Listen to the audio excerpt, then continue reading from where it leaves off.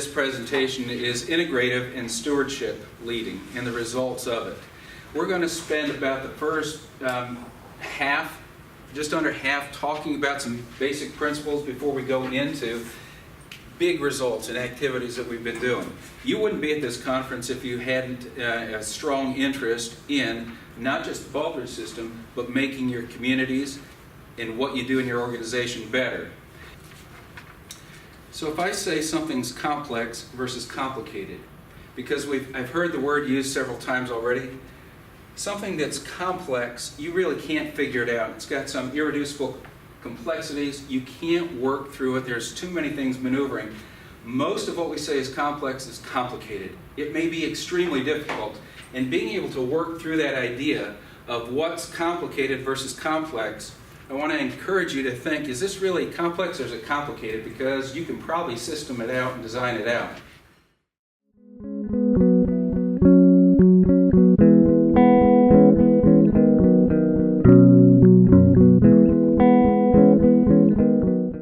Aspects that we have, that you hear in Baldrige, is being able to have fun at your work. We do that by finding out what their super talents are, letting them bring that to work. Jay, do you want to continue this? Sure. So as you heard in my bio, I graduated from Ohio State in 2012, started working for the county in 2013.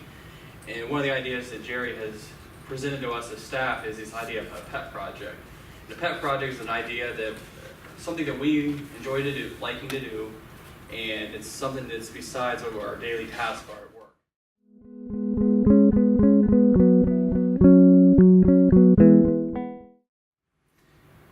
That idea of having a sense of purpose in what we do is what this slide's about. So it's not just the process that you're taking people through, but the attitude. We have two words. We heard earlier today where it was 4 words. Ours is do good. And what we're working on for a community, are we doing good? And that doing good will lead to positive changes. The fellow who was the CEO of Yum Inc., which was a spin-off of PepsiCo, has all these different businesses. David Novak, in a book that he wrote, Taking People With You, has an illustration about being a clock builder versus a stopwatch as a leader. As a stopwatch, there are people who say, you better do this, and you've got this much time to get it done. A clock builder is one who realizes what they're doing is going to last beyond them.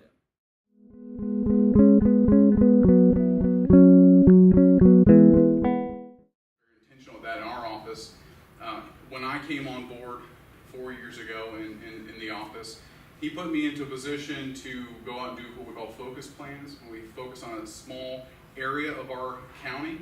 If you're familiar with Licking County at all, or just east of Columbus here, we would go into a small town or a small piece of the county, and we would look at what's the big strength that's going on that we can really play off of. What's the biggest weakness that we can maybe help them see and maybe begin to fix. But in doing that, everybody has a different take on what those might be. You have elected officials that you're dealing with, you have development officials, you have business owners in the area, a lot of people that are interested in seeing how the community develops. So in doing that, we have to blend all kinds of perspectives to be able to come up with a vision.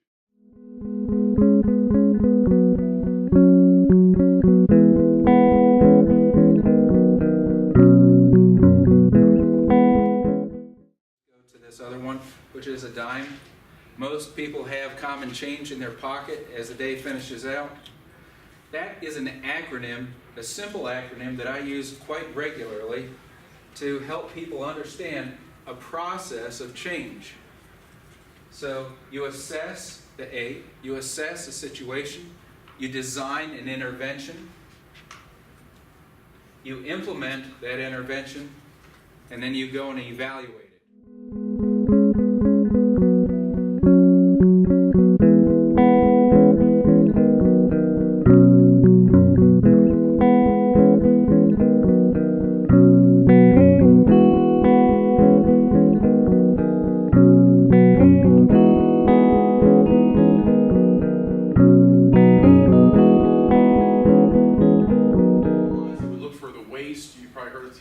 Those types of things. We identified different types of waste that we could see in that process.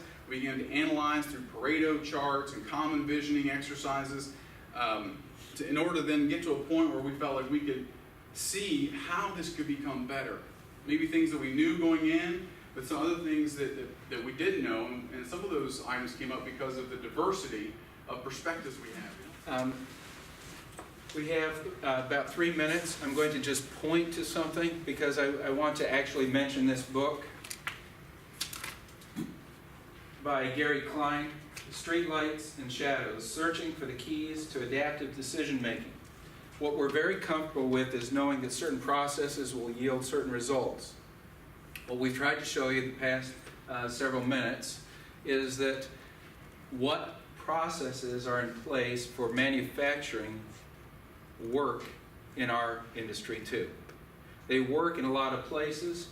This book actually takes you through some of the things that we're used to saying do or don'ts and challenges them just so you keep your mind creative. Because of time, I'm going to just show you that they're here again. The slide deck as well as a lot of the text and references are included in this. How about number 5? It's bad to jump to conclusions. We know that. We hear that. We preach that. However, often the right people can draw a conclusion and then they have something to anchor in and around. So that anticipatory thinking and speculating is a significant item that we as the leaders have to be involved in.